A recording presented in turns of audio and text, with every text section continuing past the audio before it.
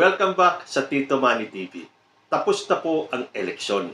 At ang susunod pong inaabangan ng taong bayan ay ang impeachment ni Vice President Sara Duterte. At kilala nyo na ba yung House Prosecution Team na gigisa kay Sara Duterte sa impeachment trial niya?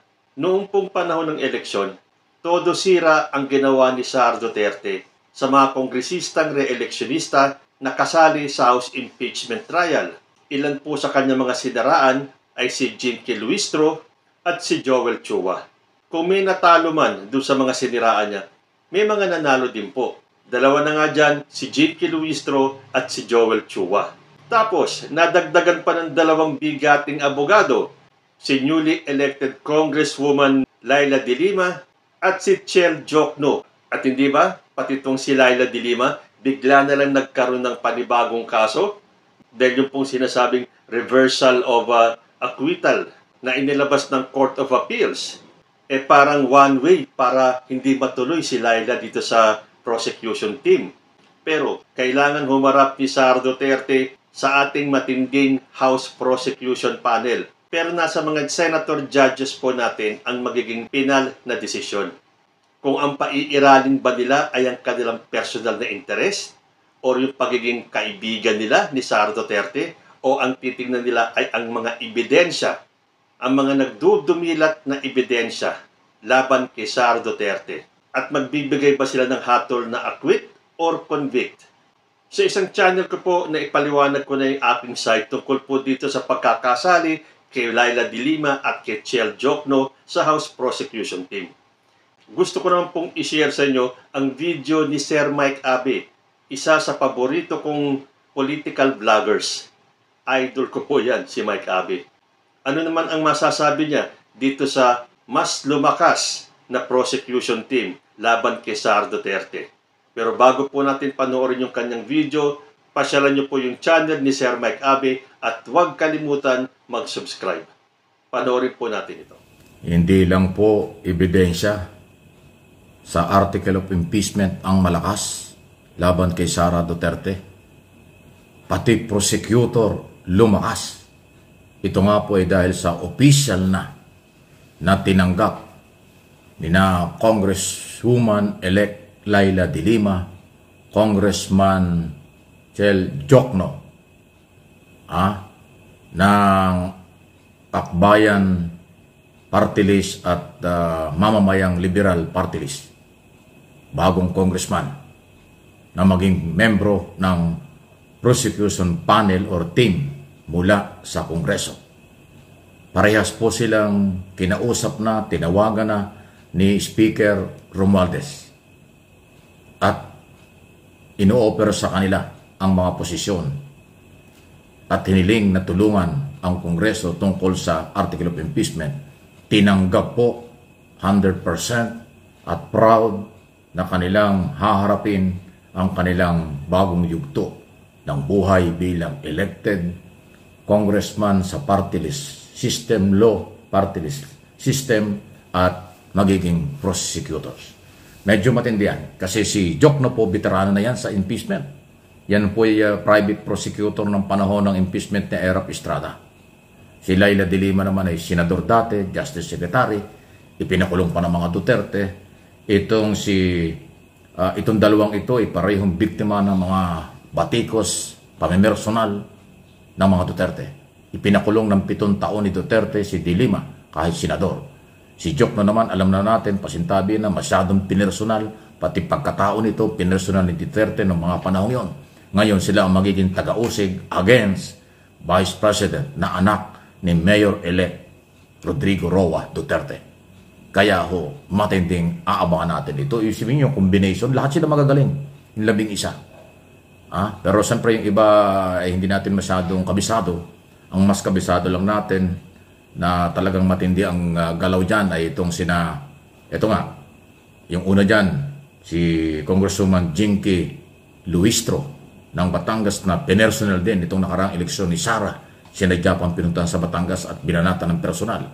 Pero nanalo. Isa yan sa prosecutor.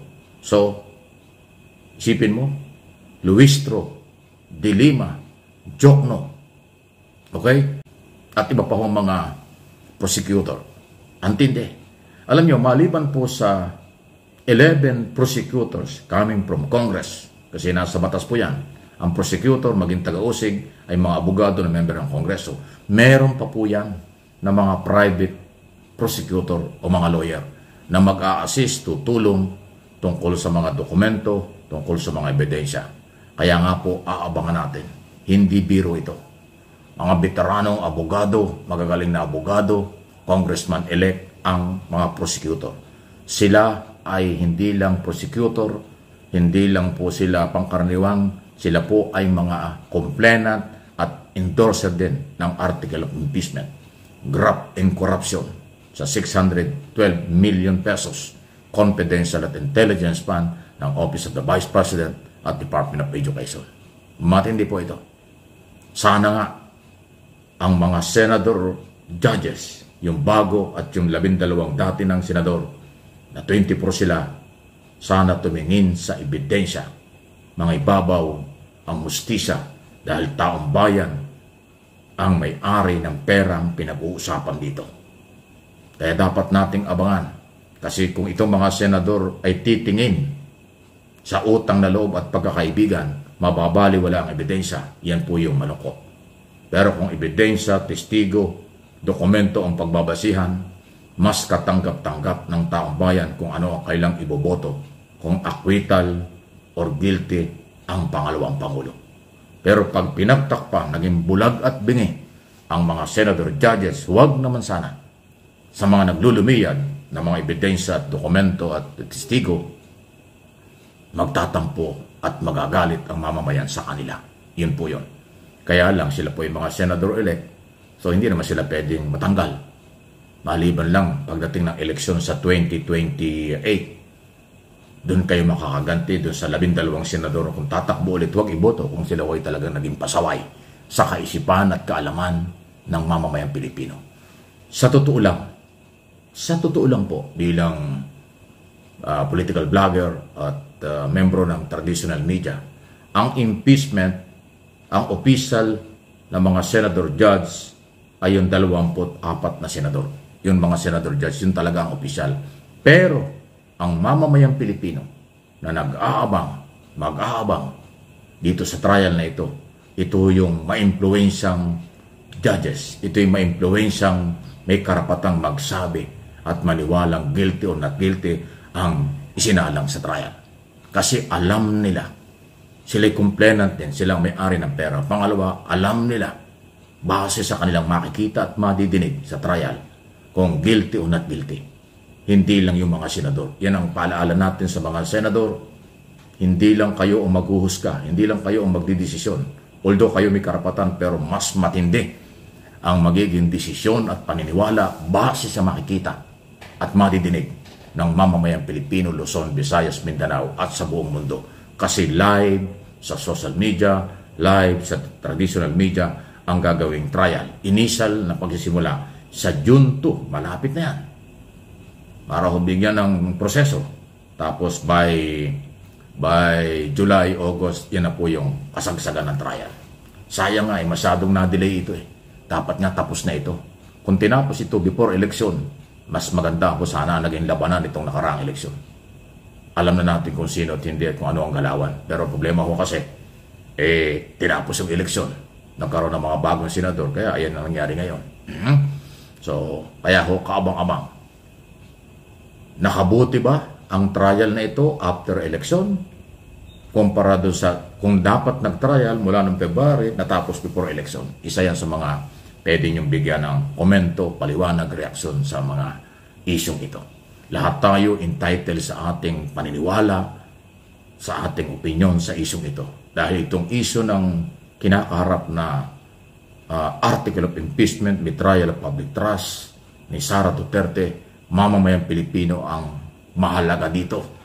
Sila ang naghalal sa mga senador judges. Kaya kayong mga senador, inuulit ko, lingunin ninyo, tingnan ninyo, huwag niyong iwan ang mamamayang Pilipino na magiging magbabantay, magdidesisyon, may karapatan sa kanilang makikita at maririnig sa gagawin niyang trial against Sara Duterte. Ayan, Ano sa tingin ninyo? Papanig kaya ang mga senator judges natin sa katotohanan o mananaig yung kanilang pansariling interes? Aabangan po natin yan sa nalalapit na impeachment trial ni Vice President Sara Duterte. Hanggang dito na lang po muna tayo. Hanggang sa susunod na mga issues. Maraming salamat po.